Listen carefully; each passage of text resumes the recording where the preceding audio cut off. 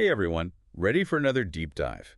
Today we're looking at how to use psychotherapeutic techniques, self-reflection, and clinical supervision to take your mental health nursing practice to a whole new level. It's such an interesting area. Right, like you're already amazing, but just imagine the impact you could have with even more tools and It techniques. really feels like the research is finally catching up with what so many nurses have intuitively known all along. Oh, absolutely. Like the human connection is just so central to mental health care. It's not just about meds and procedures. Right, it's about understanding our patients' inner worlds and really being present with them in that space.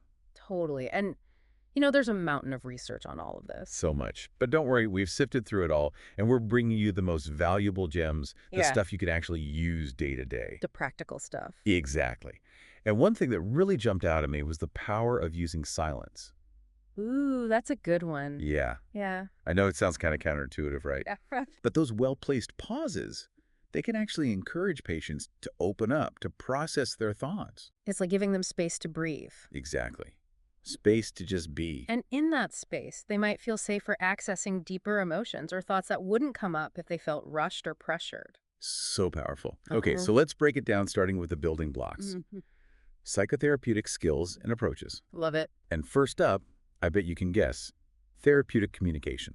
The foundation of it all. Totally. It's like without this, nothing else really works. It's about building that trust, that rapport, creating a space where patients feel really heard, understood, respected. And the research highlights some super practical techniques we can all start using right away. Tell me more. Okay, so active listening, for example.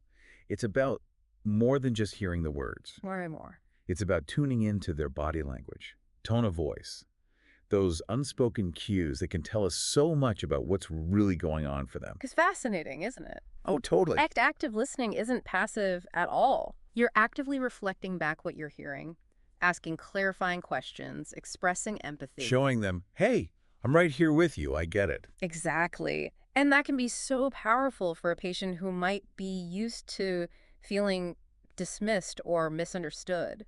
Another technique I found really helpful was focusing the conversation. Oh, yes. Crucial. You know how easy it is for conversations to kind of wander, especially when someone's anxious or overwhelmed? Happens all the time.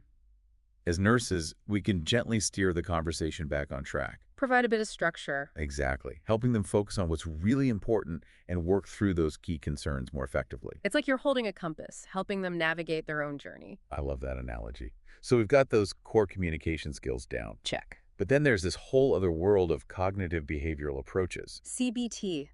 Yeah. So popular these days, and for good reason. Right. And I think a big part of it is because it just makes so much sense. It addresses the link between our thoughts, feelings, and behaviors. Like our thoughts influence our emotions, which then drive our actions. So if you can help someone shift those negative or unhelpful thought patterns, it can have a ripple effect on everything. It can change how they feel and how they act. And the research really zones in on two techniques that nurses can use within CBT: Okay, hit me. problem solving and cognitive restructuring. Two of my favorites. Mine too. So problem solving is all about empowerment. I love that. Like, say a patient feels totally overwhelmed by all these problems in their life. I've seen that a lot. Right. And so you can guide them to break those big, scary challenges down into smaller, more manageable steps. Suddenly, it doesn't seem so impossible. Exactly. And then they can start to identify solutions and even create an action plan. And that gives them a sense of control, like, hey, I can actually do something about this. Right. And then there's cognitive restructuring, which is just fascinating. It is, isn't it? It's like helping them challenge those distorted or negative thought patterns that can keep them stuck in a cycle of negativity. You know those thoughts that just keep playing on repeat in their heads? Oh, yeah. We've all been there. Totally. And it's like, okay, let's look at the evidence for and against this thought. Right. Is it really true? Are there other ways of looking at this situation? And you encourage them to consider more balanced and realistic perspectives. Because often those negative thoughts, they're not even based in reality. Often not. Now let's shift gears a bit and talk about supportive psychotherapy techniques. Okay. They might seem simpler on the surface, Right. but they're absolutely essential for building that strong therapeutic relationship with our patients. They lay the groundwork for everything else. Exactly. We're talking about things like encouragement and validation. Two of the most powerful tools we have as nurses. So true. So encouragement It helps patients feel motivated to actually make those changes in their lives. It gives them hope. Right. Like they can actually get better. And validation is about accepting their feelings, even the difficult ones, without judgment. It's saying, hey, it's okay to feel this way. I'm here for you no matter what. That unconditional positive regard can be so healing, It's like creating that safe space where they can be vulnerable, knowing they won't be judged or dismissed. which is often exactly what they need to start healing. Okay, now let's talk about something I think we could all use a bit more of, honestly. Tell me. Relaxation and mindfulness techniques. Yes, so important in mental health nursing. For both our patients and for us, right? Absolutely. We're constantly exposed to difficult situations and big emotions. It's a demanding job, no doubt. So we need to take care of ourselves too. Definitely. So the research mentions progressive muscle relaxation. Oh, that's a good one. You systematically tense and relax different muscle groups, and it actually seems to interrupt that stress response. Bringing the body back to a state of calm. And, as the body relaxes, the mind often follows. It's like a physical shortcut to reducing anxiety. And then there's mindfulness, which is all about being present in this moment, non-judgmentally observing your thoughts and feelings without getting swept away by them. Just noticing them without judgment. Exactly. The research shows it can be super helpful in reducing anxiety and those repetitive negative thoughts that can really get us down. Those thought loops that just keep playing over and over. Yeah. Mindfulness helps you step back from them and just observe them without getting sucked in, It's like creating space between you and your thoughts. so you're not so controlled by them. Right. And that can be a game changer for both patients and for us as nurses. Because we need to be able to regulate our own emotions if we're going to be able to help our patients regulate theirs. So true. Okay, moving on to interpersonal approaches, These are all about relationships. which, let's be honest, are at the heart of so much of what we deal with in mental health, Our relationships impact our mental health profoundly. and vice versa, right? So these approaches, they help patients understand their relationship patterns Develop healthier communication skills. and build stronger, more supportive connections. Because at the end of the day, we're social creatures. We need those connections to thrive. Absolutely. And the research talks about some interesting techniques here, like role playing. Oh, that's a good way. You can actually act out a difficult conversation or social situation with the patient. So they can practice different ways of responding Exactly. It gives them a safe space to experiment with new behaviors, without the fear of real-world consequences. which can be huge for someone who's struggling with social anxiety, for example. Right. And then there's exploring relationship patterns. Like, are there any recurring themes or dynamics in their relationships? Do they always end up with partners who are emotionally unavailable? Or do they tend to avoid conflict at all costs? Those kinds of things. By becoming aware of these patterns, Patients can gain incredible insights into their own behavior, it can be a real aha moment. leading them to make more conscious choices. Choices that lead to healthier and more fulfilling relationships. Love that. The research also touches on specialized techniques for older adults, This is such an important area. especially for those of us working in psychogeriatric settings, It's about recognizing that older adults have unique needs and experiences. and tailoring our approach accordingly. Exactly.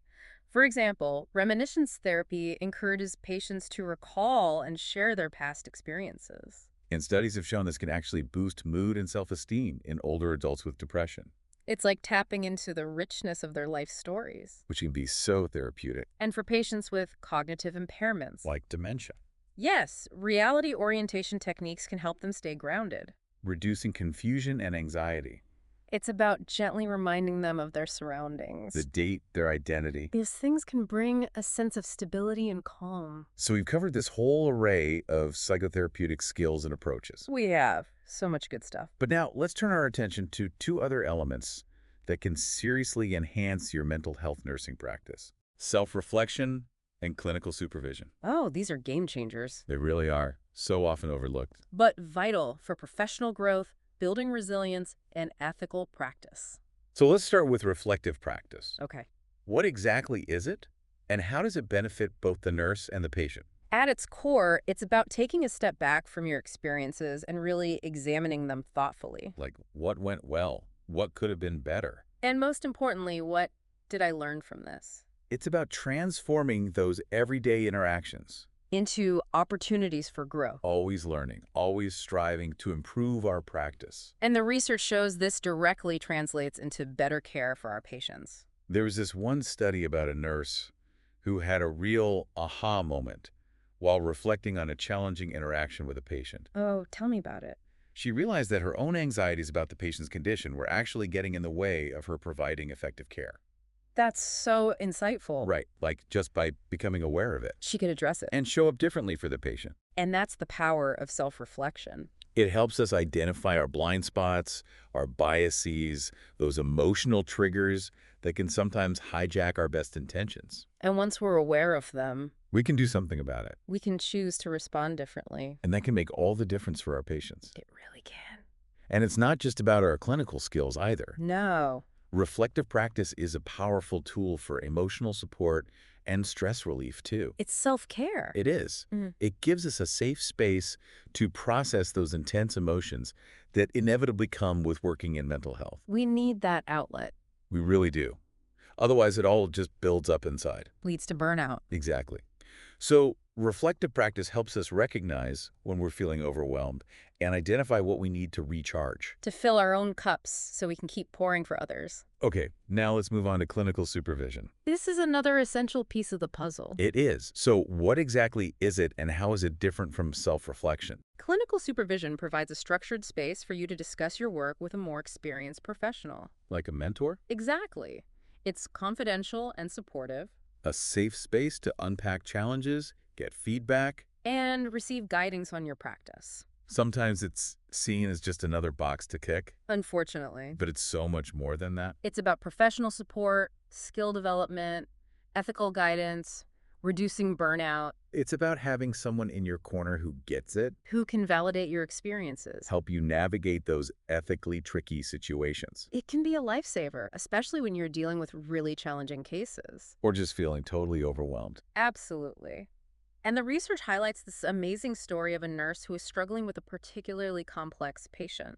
Oh, what happened? Through clinical supervision, she was able to gain a deeper understanding of the patient's needs, develop a more effective treatment plan. And ultimately provide better care. It's a perfect example of how clinical supervision can have a real impact on patient outcomes. It's not just about the nurse's personal growth.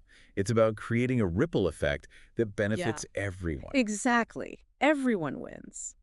Before we wrap up this part of our deep dive, I want to touch on how all of these elements we've talked about, how they work together. Okay, I like where this is going. Psychotherapeutic skills, self-reflection, and clinical supervision. Powerful trio. They really are.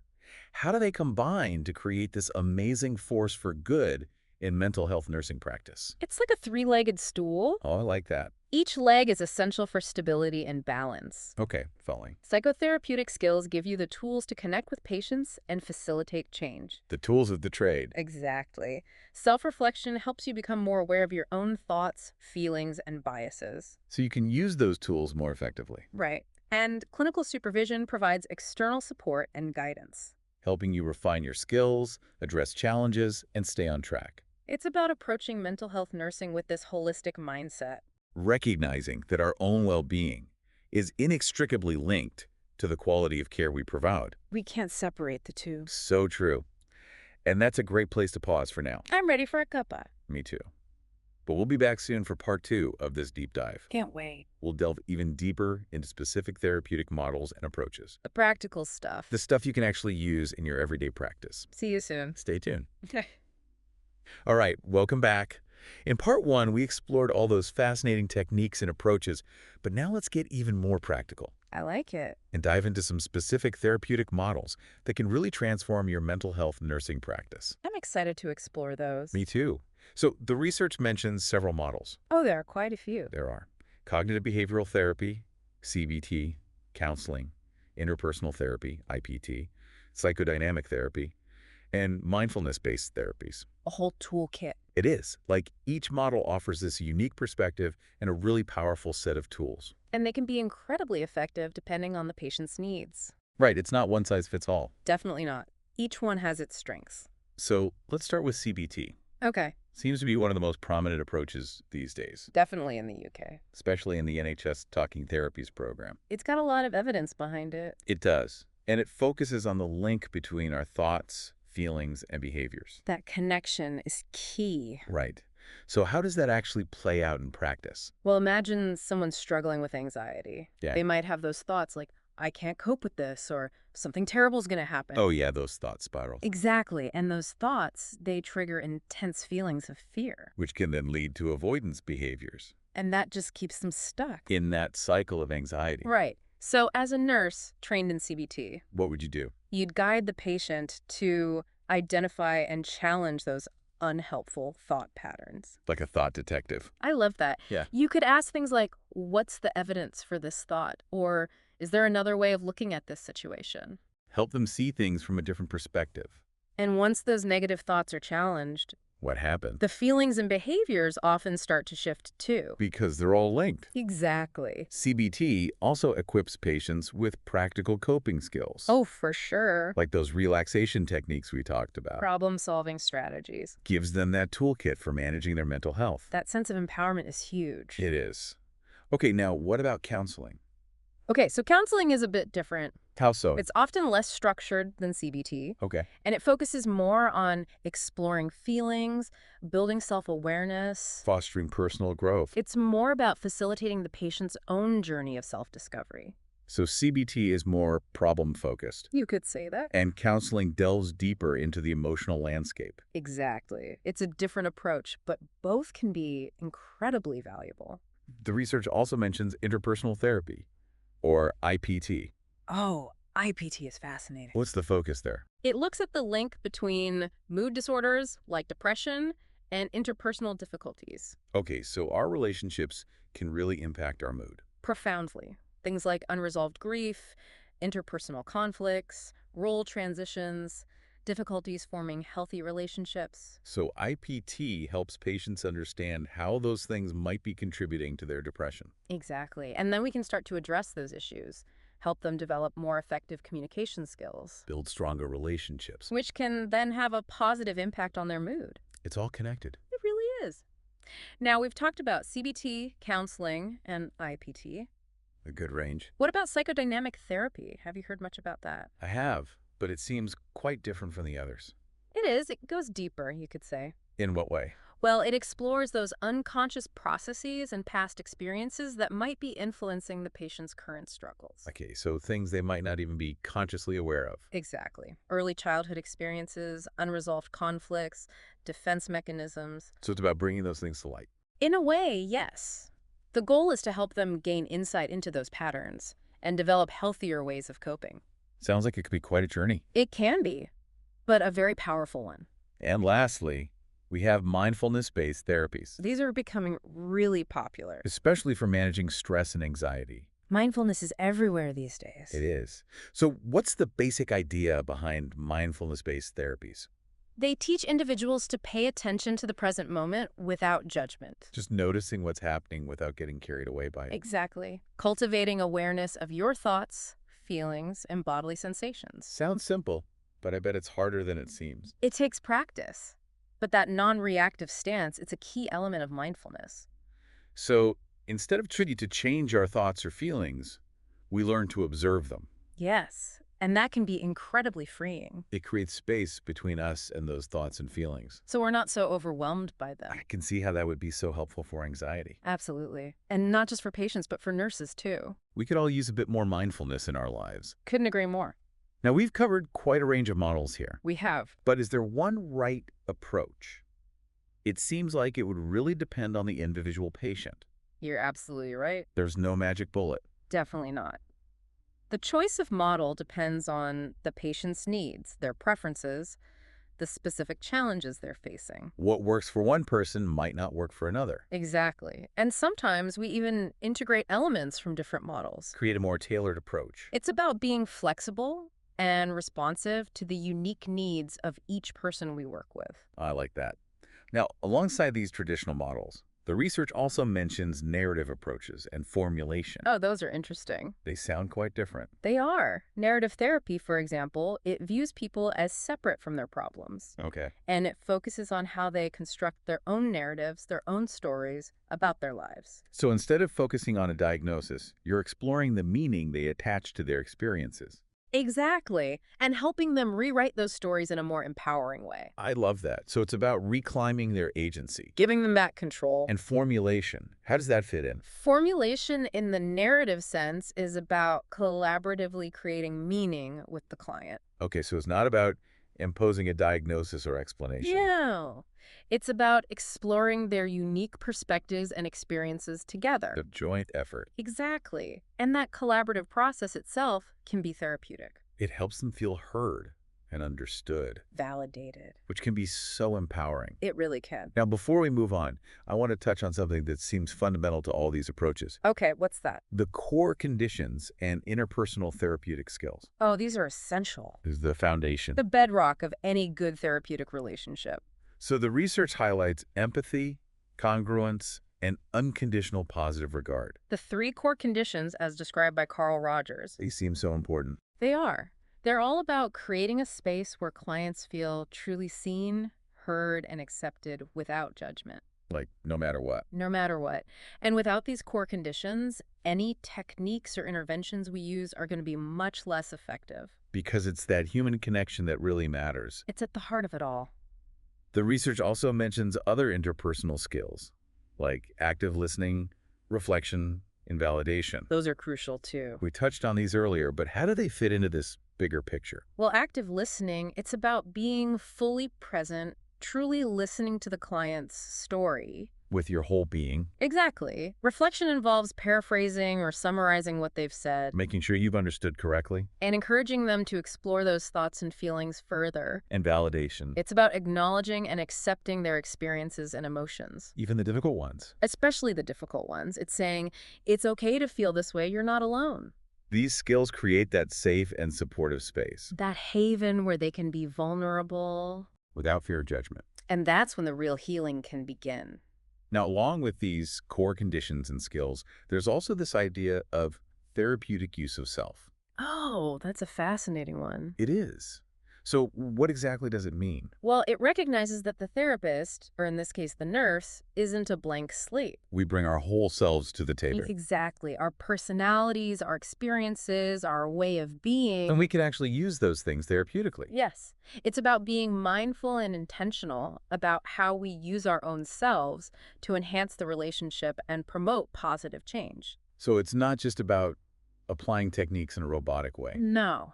It's about authenticity, genuine human connection. Sounds like a delicate balance. It is, maintaining those professional boundaries while also allowing our humanity to shine through. It takes self-awareness A lot of it. And that's where self-reflection comes in again. and clinical supervision too. Absolutely. Clinical supervision provides that space to process our reflections, gain insights from a more experienced colleague. Make sure we're using ourselves therapeutically in a way that's both ethical and effective. It's a win-win.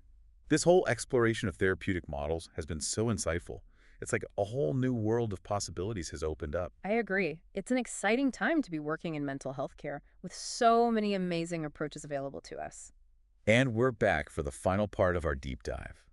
We've explored so much, from those specific techniques to different therapeutic models, the power of self-reflection and clinical supervision. It's been quite a journey. It has. But now let's zoom out a bit Okay, I like it. and look at some broader aspects of mental health nursing practice that can really amplify your impact. Tell me more. We're talking collaborative working, shared decision-making, and group dynamics. Ooh, these are so important. They really are. And they all tie into this shift we're seeing in mental health care. Toward a more person-centered and collaborative approach. It's a real paradigm shift. Moving away from those old hierarchical models. Right.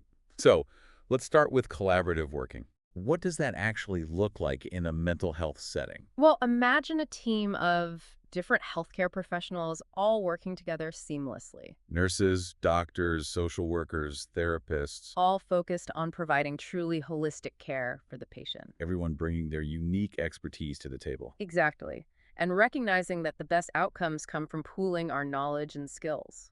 So instead of working in silos We break down those barriers and create a truly integrated treatment plan. that addresses all aspects of the patient's well-being. And this collaborative approach, it extends to the patient too, right? Absolutely. We involve them in the decision-making process. Value their perspectives. Work together as partners to achieve their goals. Which brings us to shared decision-making. One of my favorite topics. Mine too. is such a crucial aspect of patient-centered care. It really is. But what does it actually entail? Shared decision-making is a process where healthcare professionals and patients work together as equals to make decisions about treatment. So it's a two-way street. Exactly. It's not about the doctor or nurse dictating what the patient should do. It's about having an open and honest conversation. Sharing information, exploring options, And coming to a decision together. that feels right for the patient. Because ultimately, they're the ones who have to live with the consequences of those decisions. Exactly. And research shows that shared decision-making leads to better outcomes. Patients are more satisfied And they're more likely to stick with the treatment plan. because they've been a part of creating it. It's empowering. It is. Okay, now let's talk about group dynamics. Ooh, this is a fascinating one. It is. I've heard so many amazing things about the power of group therapy. And support groups. They create this unique space for healing and growth. It's not just about the therapist leading the group. Right, it's about the interactions between the members themselves. They learn from each other, share experiences, support each other. It's like a microcosm of the real world. A safe space to practice social skills, experiment with new ways of relating. And get feedback from people who really understand what you're going through. Because they've been there too. Exactly. And research shows these group dynamics can really enhance treatment outcomes. They can. For example, individuals in group therapy for anxiety, They might find it really reassuring to hear others share similar experiences. realizing they're not alone, And there's also that element of social learning.